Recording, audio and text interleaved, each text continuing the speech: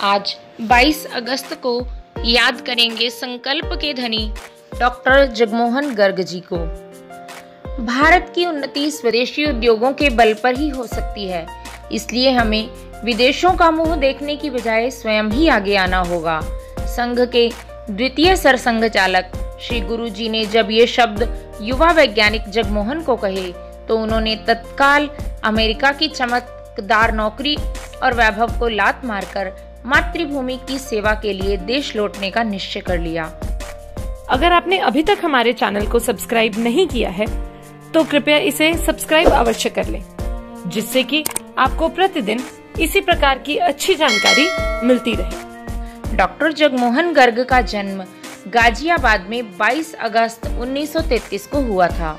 एक मध्यम वर्गीय परिवार में जन्मे जगमोहन जी बचपन से अति प्रतिभावान थे।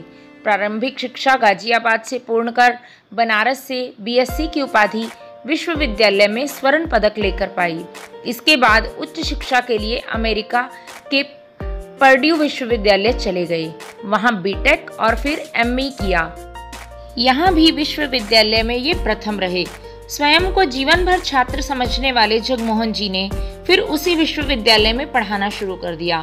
वे पहले ऐसे भारतीय थे जिन्होंने वहां सर्वश्रेष्ठ शिक्षक का सम्मान पाया। 1966 में भारत आकर उन्होंने गाजियाबाद में उद्योग स्थापित किया। इसमें उच्च ताप सहने योग्य विशेष प्रकार का तार बनता था, जो पनडुब्बी, टैंक, रडार और हवाई और पानी जहाजों में प्रयोग होता था।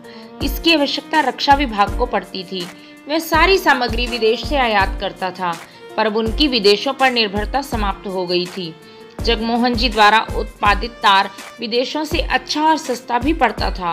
वे चाहते तो उसे बहुत अधिक मूल्य पर बेच सकते थे, क्योंकि पूरे भारत में इस तार का केवल उनका ही उद्योग था, पर अनुचित लाभ उठाने का विचार कभी भी उनके मन में नहीं आया।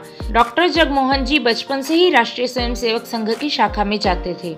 गाजियाबाद नगर कार्यवाह से लेकर क्षेत्र संघ चालक तक के दायित्व उन्होंने निभाई। कुछ वर्ष तक वे अखिल भारतीय संपर्क प्रमुख भी रहे। वे अपने व्यवसाय के सिलसिले में प्राय विदेश जाते थे। वहां वे विदेशस्थ स्वयंसेवकों और वैज्ञानिकों से मिलकर उन्हें भारत में काम करने के लिए प्रेरित करते थे, और जो लोग तैयार होते उन्हें हर प्रकार से सहयोग भी करते थे। सामाजिक कार्यों को जीवन में प्राथमिकता देने के कारण उन्होंने गृहस्थी नहीं बसाई।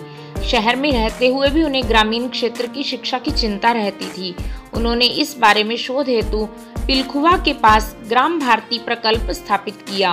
वे चाहते थे कि गांवों के बच्चे पढ़ने के बाद भी खेती, पशुपालन आदि से जुड़े रहें। पार्किंसन रोग से पीड़ित होने के कारण उन्होंने उद्योग का सारा कार्य अपने छोटे भाई को सौंप दिया।